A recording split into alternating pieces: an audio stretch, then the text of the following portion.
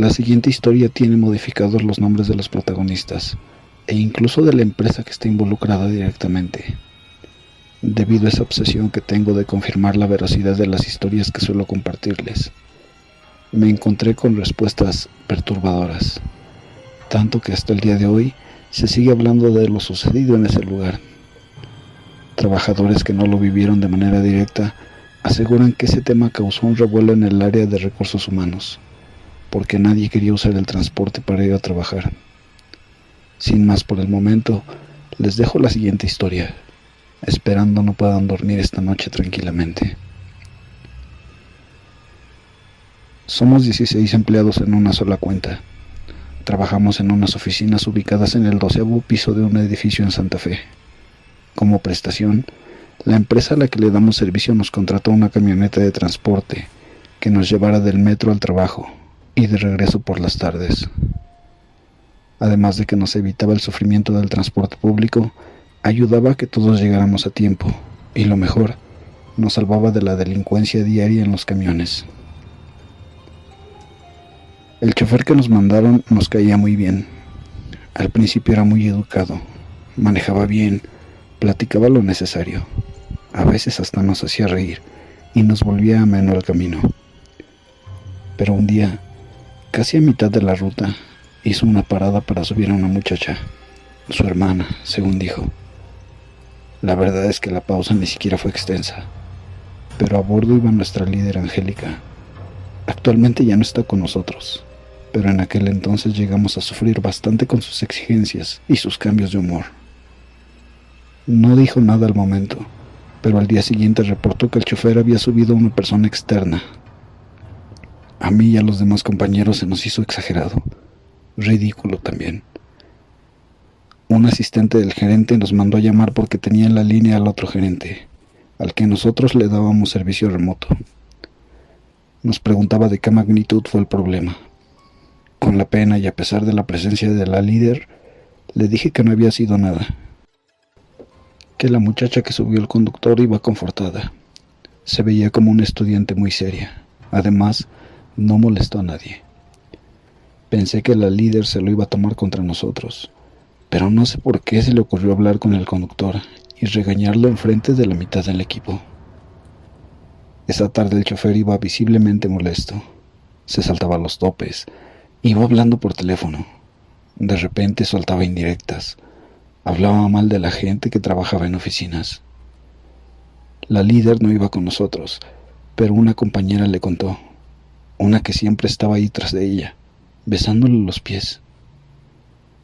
Angélica habló con alguien de la empresa de transporte, pero le dijeron que no tenían personal y que iban a tardar unos días en asignarle un nuevo chofer. A la hora de la salida, la líder fue la primera en abordar. Quería grabar con su teléfono cualquier comportamiento extraño. Quisiera decir que otra vez fue una exageración, pero no. Unas compañeras quedaron tan asustadas que prefirieron irse en camión. Angélica les dijo algo de que no les cubriría el seguro si no se iban en el transporte de la empresa, pero ellas de todos modos se fueron por su parte. Odio pensar en que estuve a punto de irme con ellas, pero a final de cuentas, si me subí a la camioneta para ese momento, el chofer seguramente ya lo había regañado a su jefe, porque iba peor que el día anterior. En una de esas, dio un frenón que movió de su asiento a una compañera.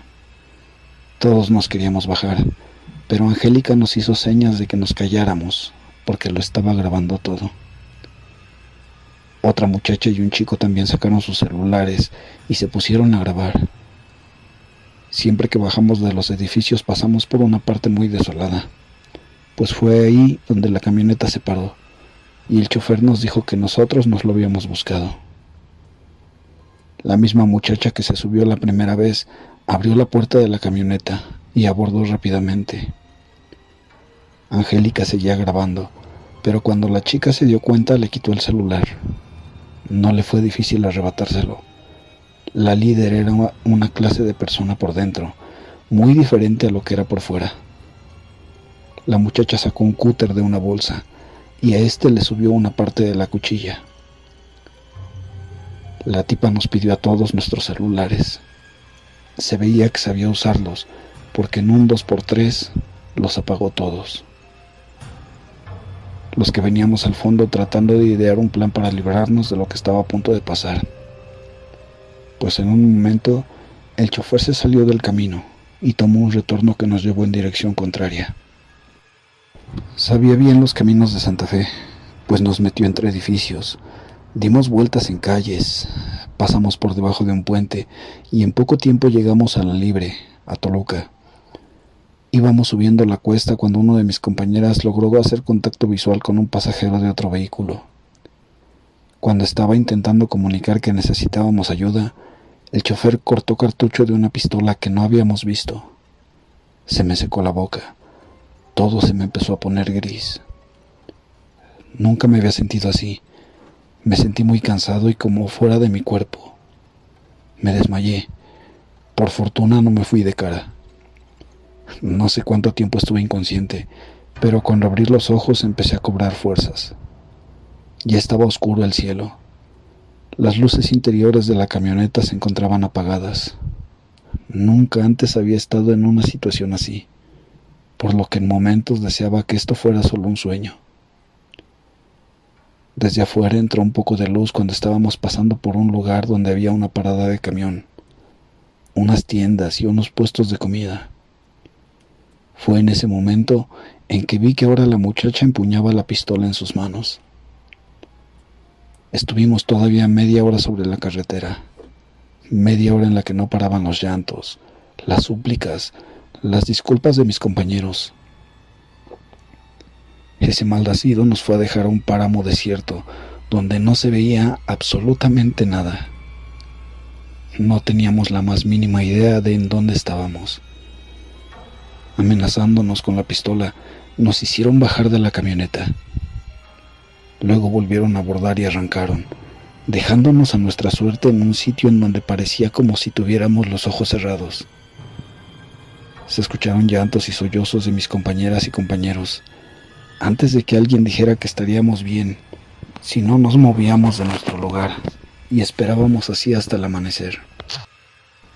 Nos pasó algo extraño a todos casi al mismo tiempo.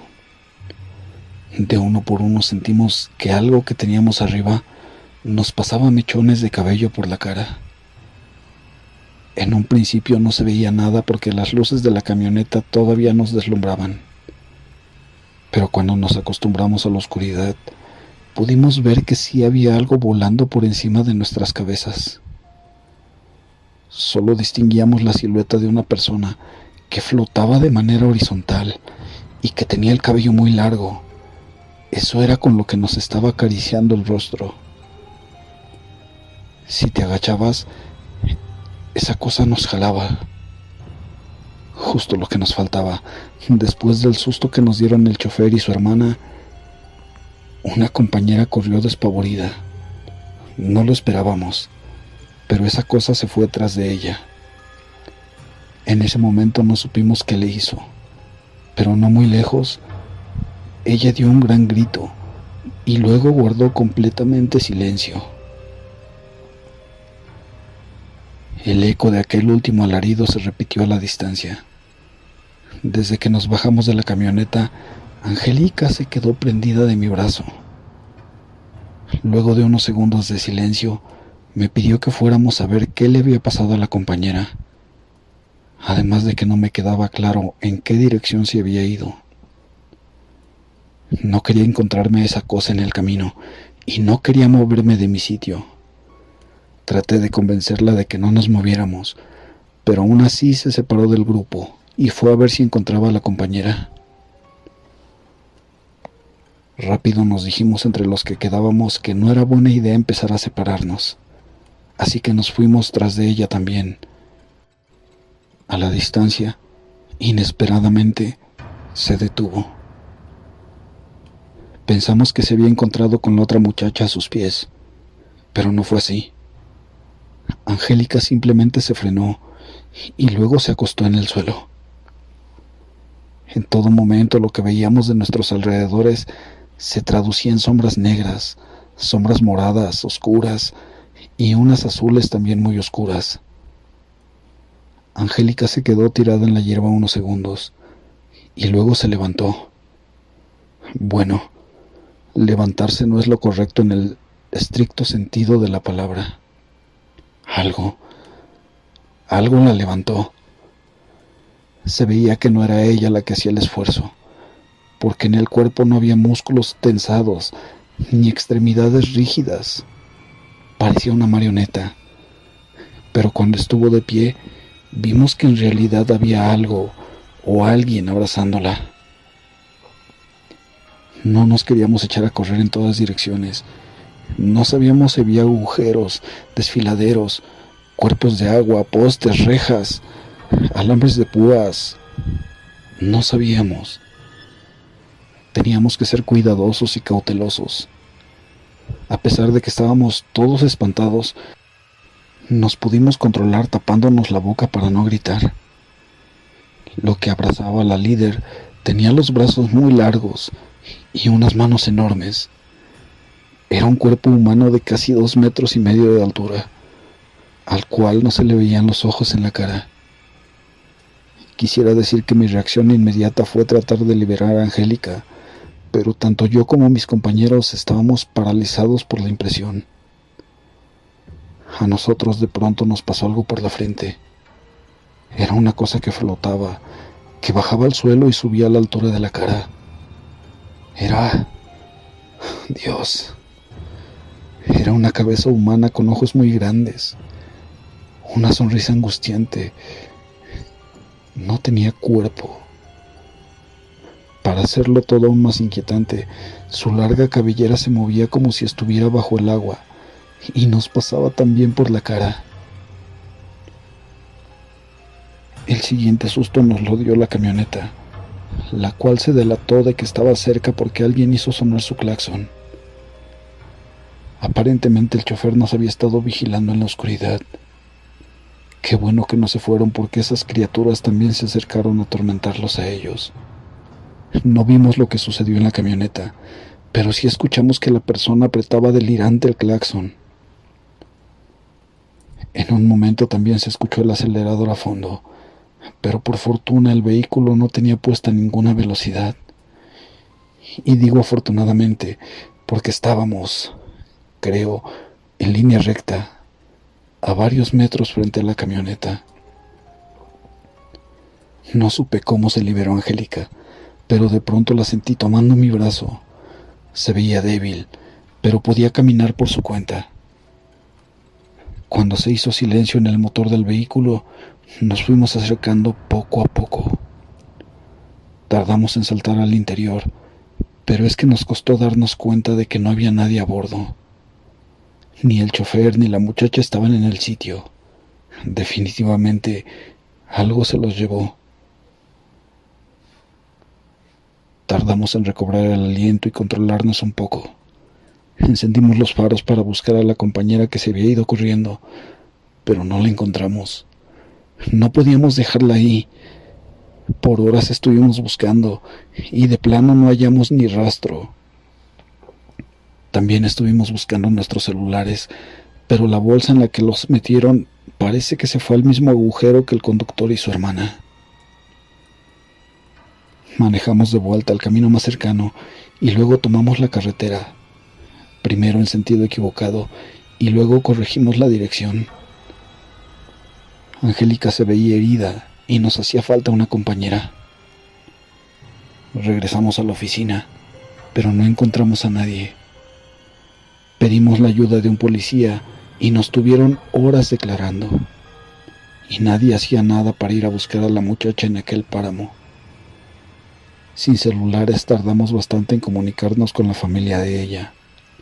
Cuando lo logramos, ellos nos pidieron que los lleváramos al lugar a donde nos fueron a tirar. Como ya estaba amaneciendo, pensamos que sería más fácil encontrarla. Desgraciadamente nosotros no pudimos dar con el sitio. Estuvimos yendo y viniendo en caminos que pensábamos que era por donde nos habían conducido, pero nunca logramos llegar de nuevo a ese frío yermo. Esto, evidentemente, tuvo muchísimas repercusiones legales y muchas consecuencias. Angélica nunca se recuperó. Se hizo muchos exámenes médicos, pero no le pudieron explicar qué enfermedad tenía o qué le pasó esa noche. La muchacha que corrió en la oscuridad, el chofer y su hermana nunca fueron encontrados. Angélica demandó y ganó. La iban a correr, pero mejor ella renunció. A nosotros nos subieron el sueldo por 3 meses, pero nos hicieron firmar unas hojas para no hablar de lo sucedido. Es por esto que no menciono nombre de la empresa ni nombres reales de mis compañeros para protegerme. Al día de hoy ya no nos vamos todos juntos en camioneta al metro.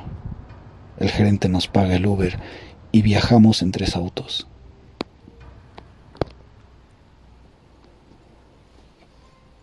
Buenas noches, amigos de Pueblos y Leyendas. Gracias por acompañarnos en esta nueva emisión. Los invitamos a compartir todo nuestro contenido, a maratonear con todas nuestras emisiones y a darle like a este video. Si tienen alguna historia, también les invitamos a que la compartan con nosotros al correo pueblosyleyendasterror@gmail.com. Mientras tanto, vamos con la siguiente historia. Hola Hugo, mi nombre es Manuel. Te quiero contar una historia sobre mi tío. Mi tío se llamaba Jesús. Él de joven vendió su alma al diablo. Era maestro y cuando hizo aquel pacto empezó a tener mucho poder. Él, con solo mirar a alguien, lo ponía a hacer lo que él quería. Hacía curaciones y males a la vez. Él vivía en Zacatecas y ayudó a mucha gente, pero al igual dañó a mucha gente también. En el año de 1997, él se fue a Estados Unidos a hacer un trabajo de curación, pero cuando llegó, el diablo ya le había visitado para avisarle que había terminado su tiempo, que venía por su alma o que le entregara la de alguien más, la de alguien a quien él más quisiera. De este modo, podría perdonarle a él el entregar su alma. Mi tío se negó. La persona a quien más quería era a su hijo. Llegó a Santiago un sábado por la mañana y le dijo a mi mamá: acompáñame a comprar unas cosas. Ella lo acompañó y llegaron a la funeraria. En cuanto llegaron, él le preguntó: ¿cuál te gusta? Mi madre, con una cara de asombro y miedo, le dijo: ¿estás loco? Él solo la miró muy serio. Anduvieron mirando y encontró uno que le gustó. El de la funeraria le preguntó: ¿y dónde está el cuerpo? A lo que mi tío respondió: el cuerpo soy yo. El muchacho quedó sorprendido. Mi tío le dijo al despedirse: la quiero para el 13 de octubre, a las 3 de la madrugada. Es broma, ¿verdad?, preguntó el encargado. No, no es broma. Ese día y a esa hora me voy a morir. Pagó el ataúd y se fueron a la casa. Habló con todos sus hermanos y les dijo que se iba a enfermar y en 15 días iba a morir. Y efectivamente así fue. Al siguiente día cayó en cama gravemente enfermo. Pero en esos 15 días pasaron muchas cosas. En la casa se aparecían muchas cosas siniestras. Él se convertía en animal. Toda la noche hablaba con una persona y le decía que ya se lo llevara. La casa en ese tiempo era de tejas. Un día antes de morir, le cayó un líquido verde gelatinoso desde el techo. Parecía como si las tejas hubieran sido removidas. Mis primos y un tío corrieron a ver quién le había aventado eso. Era un joven que al verlos corrió. Lo siguieron, pero cuando casi lo alcanzaban, Él cruzó una pared como si nada, y escucharon una carcajada muy tenebrosa. Así que se regresaron muy asustados por todo lo que había sucedido. Al siguiente día, nos sorprendió que mi tío, después de 14 días muy grave, se levantó de la cama, bailó y se despidió muy alegre de todos. Pero en la noche cayó en cama de nuevo, y tal como él lo había dicho, el 13 de octubre, a las 3 de la madrugada, todos estando despiertos. Yo estaba cuidándolo cuando de repente empezó una neblina muy espesa a entrar a la casa, y mi tío me dijo: «Sal del cuarto, hijo, ya vienen por mí». Yo me salí a decirle a mi mamá. Cuando entraron todos, él ya estaba muriendo. Llegó el de la funeraria como habían quedado, y sorprendido se dio cuenta que se había cumplido en fecha y hora lo que mi tío le había dicho. Lo prepararon y lo llevamos a Tecuala, de donde es mi familia, y lo velamos en un rancho que se llama El Cantón, municipio de Acaponeta. En el velorio, él en su ataúd tenía una sonrisa, aunque murió con la boca cerrada y con mucho miedo. Por la noche, muchos de los que llegaban al velorio juraban haberlo visto cruzarse en su camino. Lo velamos 2 noches como él pidió, y de ahí lo llevamos a Quimichis. Cuando lo bajaron de la carroza para subirlo en hombros como él pidió, desde la entrada del pueblo hasta la iglesia, el ataúd parecía que iba bailando al son de la banda que le iba tocando. Recuerdo que ese día estaba soleado, y de repente el cielo se llenó de negros nubarrones. Al llegar a la iglesia, todos se sorprendieron al ver que todo estaba lleno de zanates. Los zanates son una clase de pájaros comunes por estos lados. Estaban incluso al interior de la iglesia. Al salir rumbo al panteón, los zanates revoloteaban sobre el ataúd, y el contingente de personas haciendo valla al paso de todos. Cuando llegamos al panteón, abrieron el ataúd para despedirse de mi tío, viendo con sorpresa que su sonrisa había desaparecido y estaba llorando, como si estuviera vivo. Cerraron el féretro y comenzaron a enterrarlo, pero cuando iban metiendo el ataúd, este se movía, como si se resistiera a quedar para siempre ahí sepultado. Sellaron la sepultura con cemento, y como no llevábamos ninguna cruz, le pusieron la que traía el ataúd. Al ponerla en la tumba, misteriosamente salió sangre de los ojos del Cristo, la cual recorrió la tumba. Todos los que fueron a acompañarnos, al ver todo esto, salieron corriendo del panteón. Ese mismo día en la noche se le apareció a un tío y le dijo que a los 9 días se iba a llevar a su esposa. Y así fue. Esto pasó en el año de 1997. Sucedió por haber vendido su alma al diablo, y lo peor de todo es que todavía se aparece en el panteón. Muchos no me creen, pues es muy increíble este cuento, pero les juro que todo lo que les he dicho es cierto.